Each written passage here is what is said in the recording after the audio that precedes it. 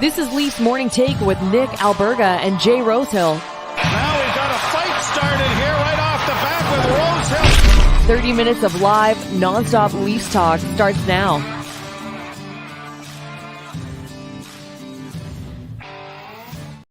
What's going on, everybody? Unbelievably, I've returned in one piece after a long travel day home from Nashville following a surprisingly quiet NHL draft in Nashville. It's the calm before the storm as free agency kicks off tomorrow. Will Brad Treliving tip his hand is the question. Nick Alberga and Jay Rosehill with you on the Friday edition of Leafs Morning Take. What's up, buddy? How are you? Oh, I'm kind of bored, wondering what the heck is going on in this league and why nothing's happening. Like an entire draft and like day one, not a single trade was made. Like nothing happened. No news to the Maple Leafs. It's almost July 1 and like zero has happened. Kampf and Holmberg. I'm bored. That's how I am. I'm bored. Yeah, we should make Rosie a shirt that says I'm bored. But believe it or not, having covered now, I guess, 5 or 6 NHL drafts, this seems to happen every year. Like, you can't forget as well the build-up, the lead-up, the 5-6 days before the draft were actually really, really busy for a lot of teams. And I do think it's a useful time for GMs to get together and teams to talk. You know, having been at the media hotel, I can tell you on a couple different accounts and fronts that I saw plenty of teams, plenty of agents, a lot of people talking. Like, when you converge that way, it sets the pathway for the future. And so while it stinks on the surface, not that there was not much of activity, and again, there is usually activity, so this year was maybe a bit of a one-off. I think part and parcel as well to the conversation about the salary cap world, but for sure, I think, you know, we'll talk about this throughout the next 30 minutes or so. It stems to 2 names and 2 players on this roster, but you would think, you have to think over the next 24 hours, Rosie, a lot's going to hit the fan in Leafs Nation. You would think, you would hope. It's something needs to be done. And I said it yesterday, I hope it's big. I hope some splash happens, but it just, everything is teeing up to be totally quiet, totally, I don't know, disappointing. And, you know, if you look at it, I feel like the cap only going up by $1 million. Like, people were talking all year long how cap's gonna go up, and people are still saying, "Oh, don't worry about this long 4-year, 5-year contract. The cap's gonna go up." Like says who? They said it was gonna go up kind of this year. People expected $1 million. It might as well not even have gone up at all. Yet all these guys want to get paid and like big raises for doing what you do. And it's like, well, it's just, I think that's why the lack of activity is happening. And it's just kind of quiet, and agents and GMs are kind of at a standstill, it seems like. But, you know, hopefully I'm proven wrong tomorrow. Free agent frenzy. Hopefully it goes off. But I feel like it's just quiet because, you know, guys' hands are tied. Patience is a virtue, my friend. Just hang on a bit longer here in the offseason. We'll get cooking in a big way. Remember to subscribe, tap that like button, leave us a review wherever you're checking us out at the Leafs Nation 401 on YouTube. Additionally, we're available wherever you find your podcast. Should mention as well, we'll bring you a bonus edition of Leafs Morning Take coming out tomorrow. And I know it's called Leafs Morning Take, but it's going to actually happen in the afternoon. We're going to be live with you at 3 p.m. Eastern time, 1 Mountain. So stay tuned for that as things get underway. As we know, in free agency, we'll have a free agency special as well with Daily Faceoff that both Rosie and I will be covering and on. So make sure to check that out as well. And we'll break down everything that transpires in the Maple Leafs front. And again, the LeafsNation.com doing some great things as well. So make sure to check them out. Thoughts, comments, questions, or concerns, you can drop us a line in the chat down below here on YouTube. We'll get to that a bit later on in the show. But for now, let's get over the boards. All right, so first and foremost, just a bit of a recap as to what transpired for the Maple Leafs at the draft. We talked about it yesterday, the first round pick, Easton Cowan. They made 2 more selections, so they didn't make any trades when it came to the draft picks. They had a 5th and a 6th as well. They got Hudson Malinowski. My apologies if I messed up his last name, from the Brooks Bandits in the AJHL, close to your neck of the woods. Love it. Noah Chadwick from the Lethbridge Hurricanes, a defenseman. Good Western boys. Nice to see. Yep. Bring some jam to this goddamn thing. Nah, I don't know, man. I can't act. I'm not going to sit here and act like I know these guys or what they do or what they bring. But it's just always kind of fun to say, okay, these guys are in the pipeline now. You know, whatever these guys become, it's going to be part of our team. So rock and roll. Brooks Bandits are an absolute dominant force in the AJHL. Ownership took over, new building, and they are just crushing out the talent. So that's good to see. And a good Western fella in the WHL. So cool, man. There's big times Leafs fans out here too, and be fun to talk to these kids. Maybe we can track them down, say what's it like to be drafted to the Maple Leafs, and good chance there's going to be some stories about, my grandpa followed them forever. My dad had a Maple Leaf sticker in the window of his car growing up, and that's not lost out here either. So interesting for those kids. Congratulations, and hopefully they turn into something monstrous. Very well said. And it's sort of funny how the mood sort of changed on the first rounder, Easton Cowan, from the other night, where people were like, what the hell? And then like news comes out that he's a big Mitch Marner guy. He's a London Knight. And people are like, oh, this is fantastic. I mean, the truth of the matter is, and we talked about this yesterday, ideally, a lot of us covering the team do not have any idea about these prospects. That's why I put so much faith, and I have in my career in the last 12 years covering the NHL. When I have prospects people on, I believe them. I trust them. Everybody's going to have a different opinion. Like, for example, over at Daily Faceoff, Stephen Ellis, Matt Larkin are the sort of prospect gurus, especially and specifically a guy like Stephen Ellis. Like, he watches them on a daily basis. He goes to games. Like, I can't come out there and say, based on 3 clips that I see, that this kid's a bust or he isn't. But again, you always have to be careful with the narrative surrounding, people. It's Brad Tree Living. There's a lot of Kyle Dubas people here. So anything he does, they're going to shit on it. Yeah, it's the way she goes when you got succession going on. And if something happens and people like this state that we're in, people don't like it. And I mean, we know that better than anybody, but having the insiders on that we have and whatnot, I mean, we follow one team, right? And we try to stay up to date on, let's just say all the people who've played on the roster last year, the Holmbergs of this guy's hurt, that guy's hurt, oh, this guy's long-term IR, to try to stay up with that. Okay, that's the job.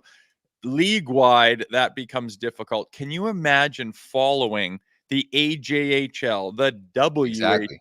the BCHL, the and everything else, and then having a prospect list and ranking all of them? Like, are you kidding me? I am so glad that we can just say, I don't know anything about this guy because I'm not supposed to, but hopefully he pans out, because that job is so massive. And I remember seeing the scouts, and I got buddies now that are scouts that just sit in rinks and watch hockey and come up with a list of players that they think you need to go after. It is quite the job, and good on them. And I hope these guys pan out. I know nothing about them. I'm not going to claim to, but that's the draft for you. Everyone picks these young kids on the best of their ability, on the knowledge that they have at the time, and everyone just sits there and hopes they pan out.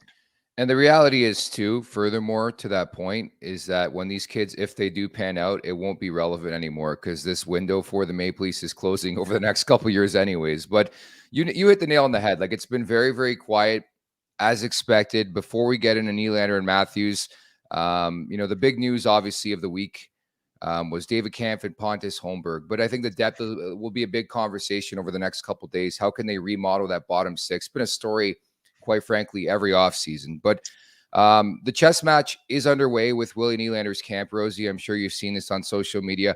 I'm just always so careful, and I'm always curious to get your opinion, because you played in the league and you're a former player and you've dealt with agents. Like, the report comes out yesterday that there's a sizable gap. I believe that was from Pierre LeBrun of The Athletic.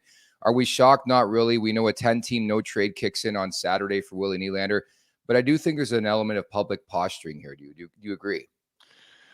Yeah, I don't think either camp has reason to make a move, and they are posturing for sure. Wouldn't you? If you're his agent, you're going to sit there and go, absolutely not. He is underpaid. He proved his worth. He was one of your standout guys in the playoffs.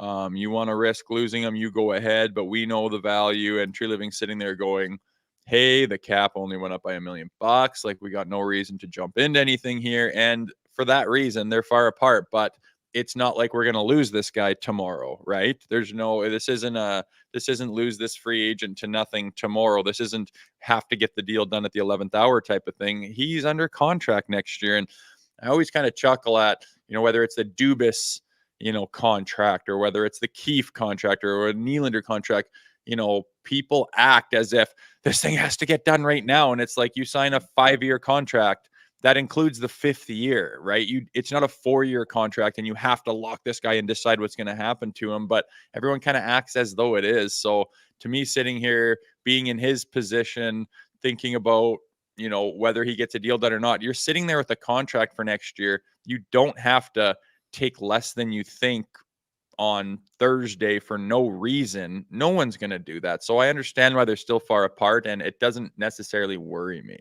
The PR game's so fascinating, man. Like, in my opinion, there's a reason why this type of information comes out, whether it's from the GM's camp or it's from the agent's camp. And I think, there's got to be some concession on both sides. But what we're seeing here is a negotiation. Sometimes the media gets involved.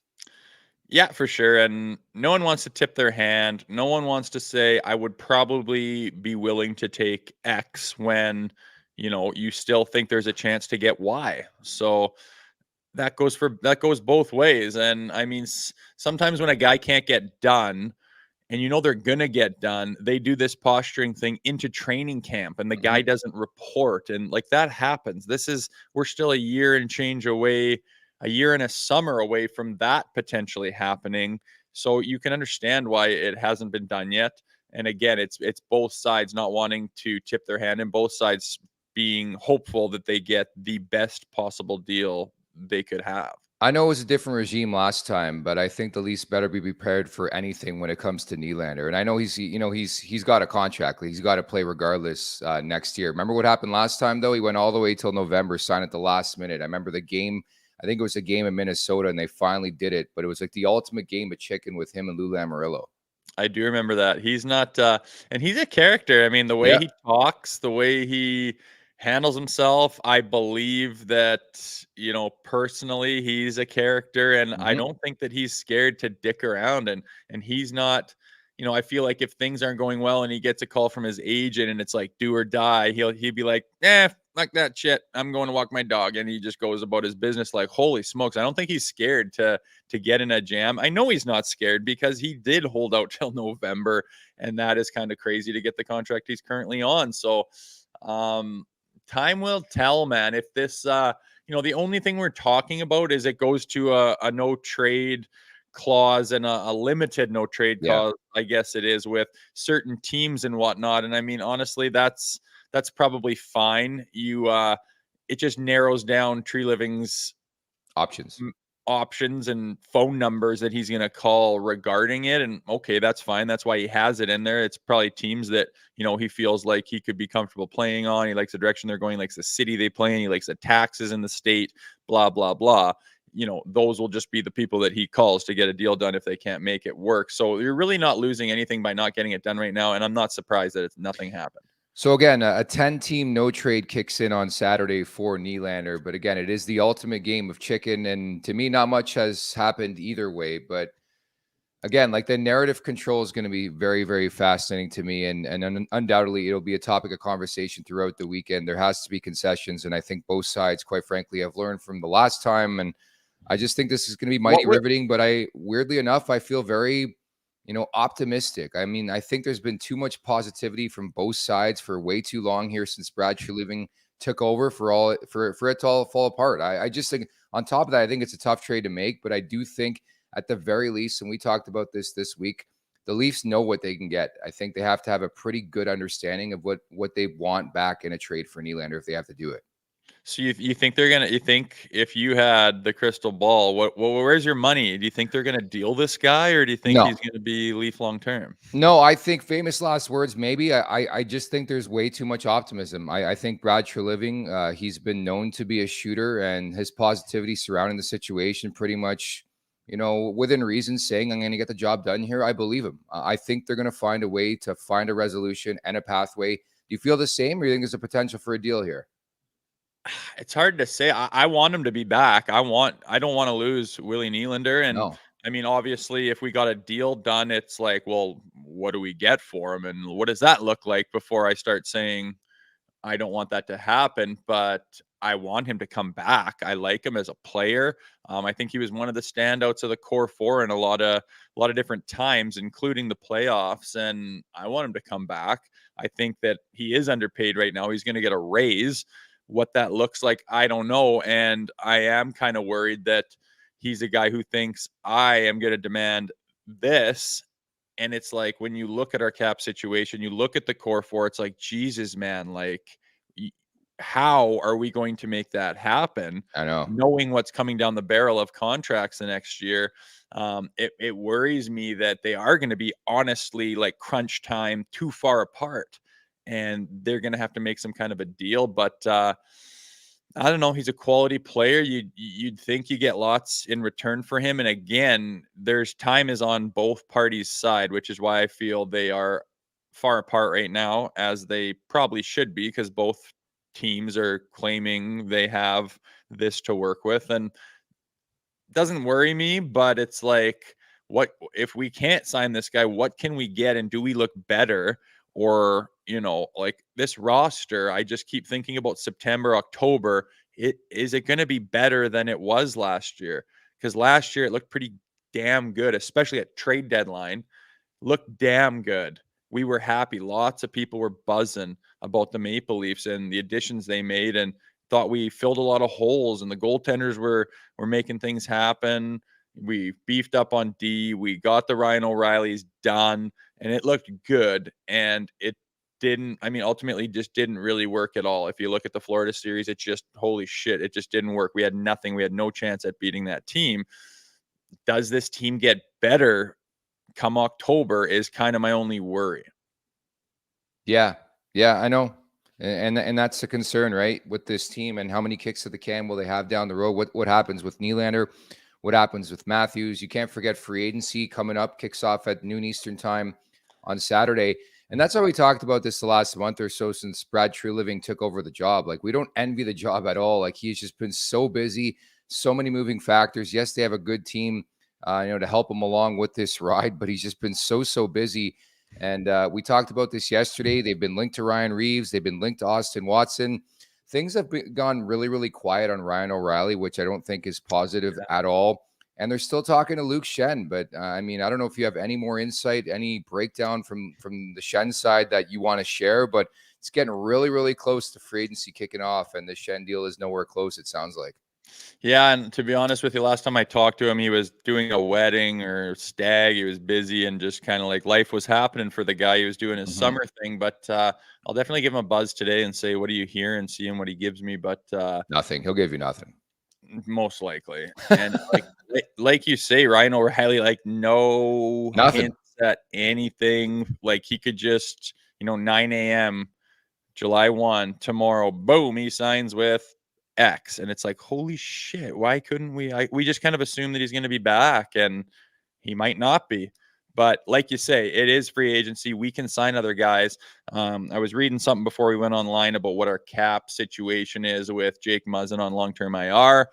And honestly, you look at the numbers and the millions that you could work with, and Matt Murray's eating up a chunk of them, right? Like, can we just sit him down and say, hey, you're on long-term IR and you just don't have to worry about playing anymore, and you're just kind of done? That doesn't really happen. I don't think he's going to be down with that. And I think we're going to be stuck with this guy's contract unless you package it into what? Who's going to say, yeah, absolutely. Like, what's he make? 4.5? Yeah. We'll take that. Who's going to take that in a hard cap era? I just can't see us having anything but this contract on our books. Well, something like that sort of happened yesterday, where Chicago acquired Josh Bailey from the New York Islanders and bought him out. I think we've seen that a couple different times. The Patrick acquired Marleau, him and bought him out. Yeah, the Patrick Marleau contract a couple years ago. The Leafs had to give up a first rounder to deal Patrick Marleau to Carolina for them to buy him out. Like, it's just ridiculous. And Rosie, we talked about it throughout the season. Just what a colossal mistake, an error of judgment. To think that Matt Murray, again, a guy he knew very, very well was going to be that guy, was just insane to me. Nonetheless, we just talked about that so much. And Brad Treliving, by the way, did say yesterday that they will not be using a buyout, at least in this window. There's another buyout window coming up in a couple weeks' time here in the offseason. But I think that's what the two possible outcomes in my world, reading in between the lines, is either going to be LTIR or they're going to try to package him with something to get him out. But I do think one way or another, there will be a resolution to the Matt Murray situation in the next couple of weeks as things get really underway here in the offseason. Objectives for this team, like I think there's so many boxes to hit, but everything, Rosie, stems to Nylander. It stems to us to Matthews. So they got to figure those two out. But they can't wait too long. But Murray's on my list. Acquiring a top 4 defenseman's on my list. Adding some depth and scoring bite. Like every year, because those guys make the money they do, the bottom 6 changes. It just always changes. And that's okay. You know, the bottom 6 can be, you know, your workhorses. They can be the character guys. They can be the grit guys and the depth guys and the PK guys and the locker room guys. And it's cool with me. Like you can change a lot by changing that. And that's all they're able to change because of the cap crunch situation and the money the big boys make. But, you know, you got to assume that Tree Living's just cranking the phones, sitting down, meeting after meeting after meeting with different guys about what are you hearing is available? What could we possibly fit in here? Who do you like? And I hope that, obviously, as a fan of the team, that comes to a signing that everyone just kind of fist pumps about and says, fucking rights, we got so-and-so, let's rock and roll. Like, we feel really good about this. But it's just, again, it's a difficult job. I don't envy his job right now, especially because of the contracts that need to be done, the cap situation. It didn't go up by very much. And, you know, your hands are totally tied. I imagine there's so many conversations and meetings that Tree Living has with teams where they're just like, nah, no thanks. Like, you have nothing to offer me. Like, we're done here. So, you know, hopefully free agency provides something solid where we can really sink our teeth into it and say, yeah, we just got better. The thing you can't underestimate either, and maybe it's different with this Brad Tree Living regime firmly underway, is like the pushback from up top. Like if Shanny says, I want the core 4 back, they're coming back. Like, I don't care who you are. You could be Jim Rutherford, you know, Doug Armstrong. It does not matter. If Shanny, who's the head honcho there, wants them back, you bring them back, and suddenly you're running things back yet again, right? We've talked about this too. Like, it's lunacy. It's chaos. It's ridiculous. Like any other adjective to describe how dumb, how stupid that type of decision would be. Here we are entering July 1, and you look at this Leafs roster, and again, you got to be careful. It's still early in the offseason, but they haven't done anything, absolutely anything. They brought back Kampf. They brought back Holmberg, but it's the same team. Oh, it really is. I don't know. Like, Shanny's not dumb, right? He watches a lot of hockey, and you know, you want maybe by, like, say you're the president of the team and you watch every bloody practice and you're in the room talking to guys, like, You got to know, right? Your outlook's gonna be biased. It's going to be different than ours, different than anyone who just sits and watches the team from afar and analyzes it and stuff. And you got to wonder, like, does he have it in him to do something big if something comes along? And again, I'm talking about Shanny, because like you just said, he's going to okay everything. And I mean, when we were going through this conversation of GMs, I wondered, why not just make him the bloody GM? Like, he obviously doesn't want to do the job, I wouldn't say, or he could have just stepped up and say, I want to do the GM role. Yeah. But he's happy with being the honcho and the brass, where honestly it's less work. I wonder, is he going to allow something big to happen if it even comes across? Like, has he had a talk with True Living already saying, this is not going to happen? Like, we're not looking for X, and that means don't blow up the core 4. And then that's even more handcuff, and that's even more, you know, narrow ability to do anything of value to more for Tree Living. I just wonder about it, and like wonder where Shanny's mind is at. Like, is he in love with this team? Does he agree or think that it needs to be changed somewhat drastically? Does he just understand that we need to get better, but it's almost impossible because making huge deals is tough, and we're not really able to offer a whole lot to other teams? I don't know, but it's interesting to see. And I just really think that Tree Living's got a tough task to make this roster a lot better by tomorrow.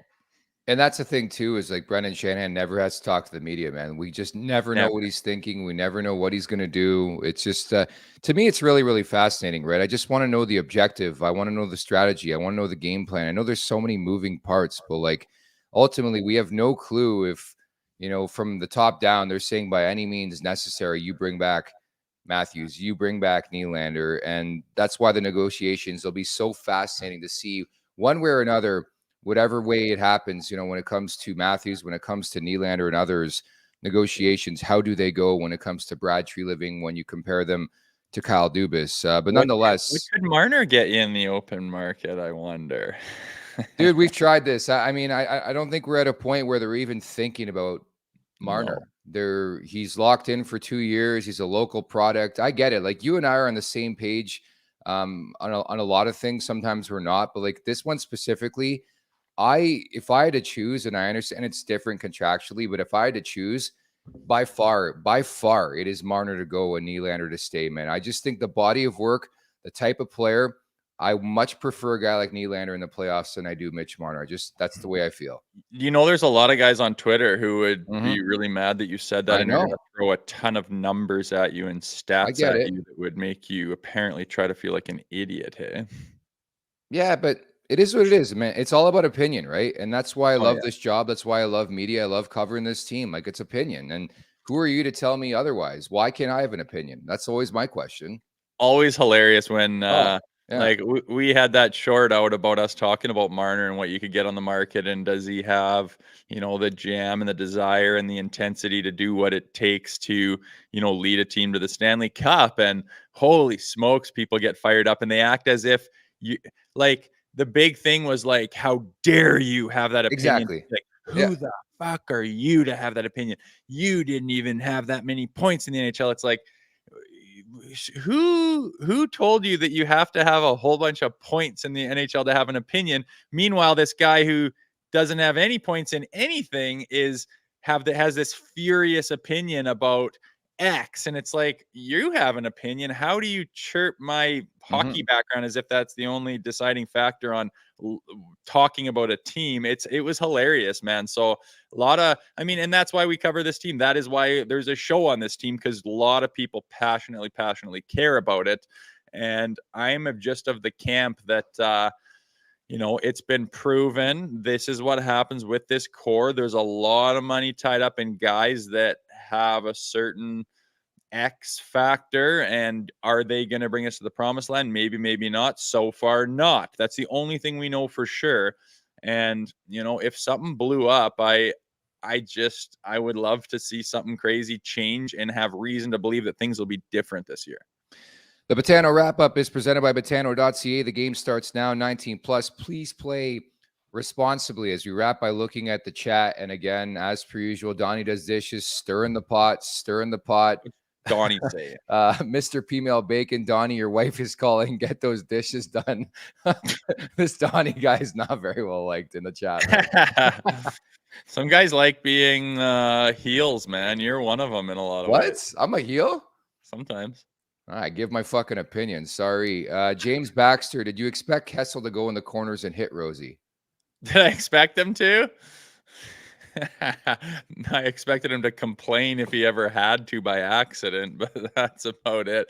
Yeah. It's go in the corners and hit. Yeah, I did fucking expect him to. If they were expected to win the Stanley Cup, I had a lot on my plate at the time trying to stay in the goddamn league and shit. And I wasn't dissecting the team down to its core. I was busy doing my own shit. But if we expected to win the Stanley Cup, goddamn right I did. I expected him to go into the corners and get a puck out of there and throw his elbow up and F you once in a while and be in the middle of a scrum and give a guy a shot, which Kessel did sometimes. Yeah. And yeah, you're damn right. I expect everyone to play frickin'. I don't understand why these guys that, he puts up points so he gets a pass. He doesn't have to do all the stuff it takes to win. Who the fuck gives guys passes like that? Every single guy, I don't care what you're making, can go into a corner and dig a puck out. Mitch Marner can do it. He should do it. And everyone's sitting there going, oh, here's the points he put up in May leading into the playoffs. I know. And that was this number of guys in the NHL. He was ranked this much when he has the Corsi stats. Shut the fuck up. If you want to win the Stanley Cup, everyone has to go into the corner and get the goddamn thing. Do you not think Nathan McKinnon goes into the corner and got the goddamn puck when they won the Stanley Cup? Like, who the hell just says, you can't possibly expect Mitch Marner to go in there and play hockey hard?